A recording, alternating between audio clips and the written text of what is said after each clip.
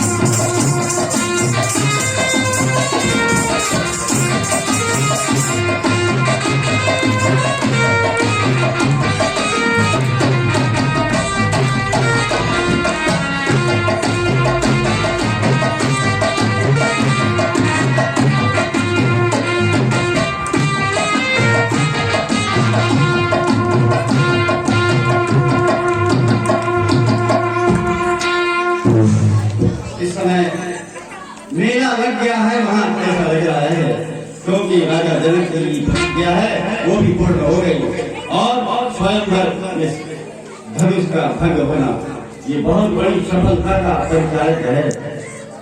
प्रतिज्ञा पूर्ण और माता और पिता के दोनों के मन में शांति हो गई। इस तरह से सखियां भी सीता जी को लेकर के जयमाल लेकर के मंडप में पहुंचती हैं।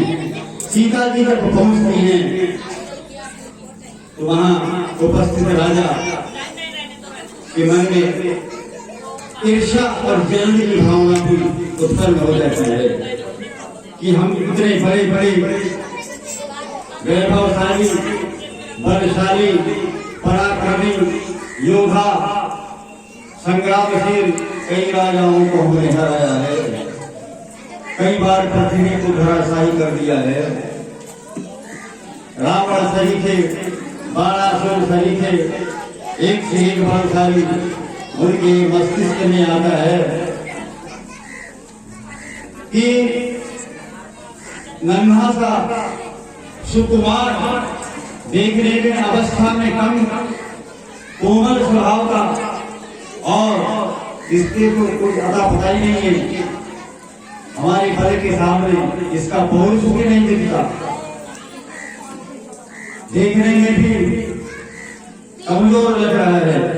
और ऐसा व्यक्ति हमारे बीच में उपस्थित होकर राजा की लड़की से विवाह कर ले और राजा जनक की कन्या से विवाह कर लेगा और हमारे जैसे बलशाली व्यक्ति चुप देख करके रहेंगे तो ये बहुत बड़ी लज्जा की बात है, बहुत बड़ी हमारी बेइज्जती है। हमारा तो बड़ा इंसल्ट है, वो एक ग्रेट इंसल्ट।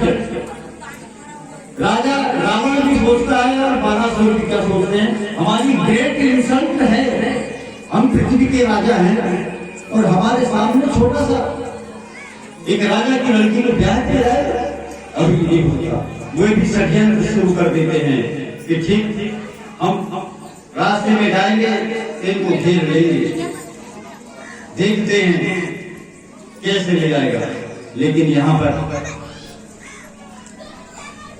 सखियां उनको अपनी सहेली, प्रिय सहेली, जो सहेलियां हैं बहन सही की होती हैं, सखी। सखी का मतलब साथ में रहने वाली, और सखी का मतलब उसके सुख में सहभागी और दुख को दूर करने में जो सहायता दे उसको सखी कहते हैं। ऐसी सखी तो सखी कौन थी? जो साक्षात जगत जननी अंबिका का स्वरूप था। इनकी सहेली वेदों की जो ऋचाएं थी वे स्वयं वहां सखी का अवतार लिए उपस्थित हो गई हैं। स्वयं शारदा जी, ब्रह्माणी, महेश्वरी, उमा, इंद्राणी, ये सब सखी बन गई हैं। वेदों की समस्त ऋचाएं सखियों का झुंड और दिव्य वस्त्र धारण करती हुई राजा जनक के दरबार में देवताओं के यहाँ देवियां भी उनके सखी का रूप, दासी का रूप। सीता जी की जो सखियां थी और सीता जी के साथ में दासियां भी चलती थी। दासी पीछे पीछे फूल रखते हुए, झाड़ू लगाते हुए, जगह को साफ करते हुए दासियां देवताओं की देवियां थी, ब्रह्माणी थी, रुद्राणी थी, उमा भी थी और माता सरस्वती स्वयं शारदा जी थी। इस दासी के रूप में बना करके इस ऐसे स्वरूप का आनंद लेने के लिए वहां पहुंची है। स्वयं बाबा जो डमरू बजाने वाले थे वे डमरू और नगाड़ा लेके चले गए। अभी आपने उनके डमरू की आवाज सुना। वो इस तरह से एक साधु का रूप धारण कर लिया था। बड़ी बड़ी जगह जूट लेकर के वो मस्त हो गए थे। क्या आनंद था जिसका बखान नहीं किया जा सकता। इसके बाद जैसे ही उनके जो कुल गुरु थे उनका नाम था सदानंद जी महाराज। सदानंद महाराज जी ने माता जानकी की ओर निहारा, देखा और उसे वरमाला पहनाने की आज्ञा देते हैं। जैसे रामचंद्र जी के गुरु विश्वामित्र जी ने उन्हें कहा उठूंगा, यहाँ भी सदानंद महाराज जी कहते हैं कि हे पुत्री, पुत्री शब्द पवित्र शब्द से पवित्र सुपुत्री हुआ है और पवित्र शब्द से पवित्री से पुत्री और पुत्र भी पवित्र से है। पवित्र शब्द से ही पुत्र, पवित्र पुत्र और पवित्री शब्द से पुत्री, इन शब्द का निर्माण हुआ है। इसलिए सदानंद महाराज कहते हैं कि पुत्री अर्थात पवित्री, पावन। पुत्र का मतलब पावन, पवित्र, और पुत्री का मतलब पवित्री, पावनी।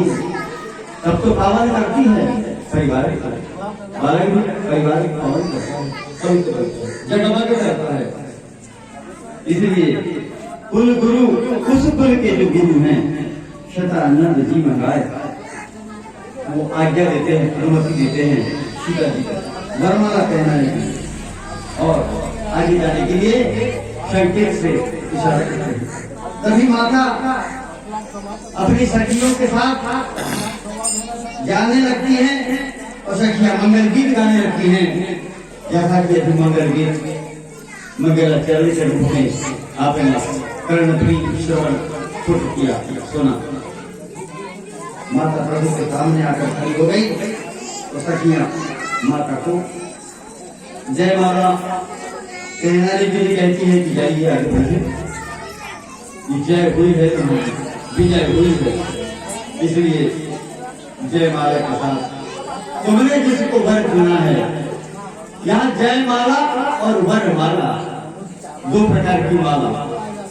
बोले महाराज जनक की विजय हुई है, माता की जय हुई है, इसलिए जय माला है। और स्वयं आपको वर चुनना है, इसलिए ये वर माला है।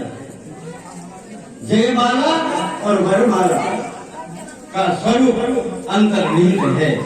इन शब्दों का समावेश करते हुए अनुमति रूपी आज्ञा, ये कर्म आदेश होता है, अपने सिर के धारण करती हैं और माता खड़ी होकर जयमाला पहनाने के लिए यहाँ पर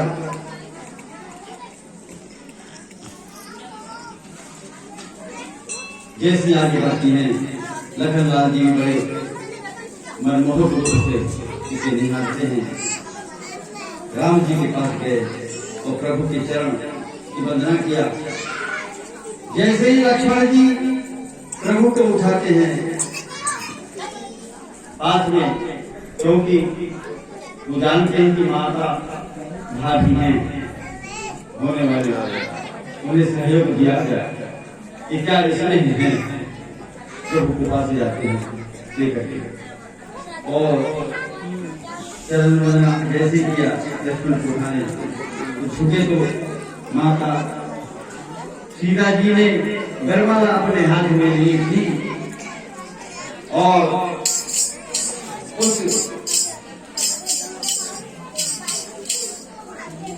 जैसे ही वरमाला को हाथ में रखे जनक नंदिनी पार ब्रह्म परमेश्वरी माता जो जगत जननी थी वह अम्बा थी और अम्बा थी जगदम्बा का स्वरूप थी। इधर परम पिता परमात्मा परमेश्वर जैसी एक दूसरे को निहारते हैं तो मन ही मन ऐसा लगता है कि एक साथ पूरा ब्रह्मांड की रचना और सृष्टि करने वाले एक ही अर्थात एक ही नाम है। सिया राम मैं सब जग जानी करब राम जोरी सुख पानी।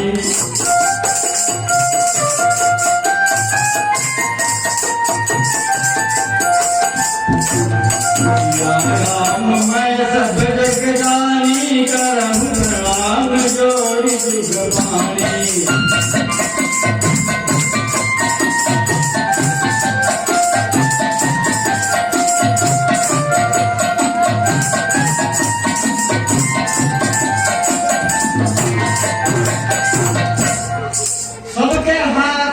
ऐसे कर बंद जोड़ रहे बोले समस्त ब्रह्मांड को सिया राममय हो गया है। जैसे ही वरमाला उन्होंने फैलाया सबने शुरू कर दिया, बोलिए श्री रामचंद्र सिया राम भगवान की जय जय करके आवाज होगी, वरमाला फैला दिया।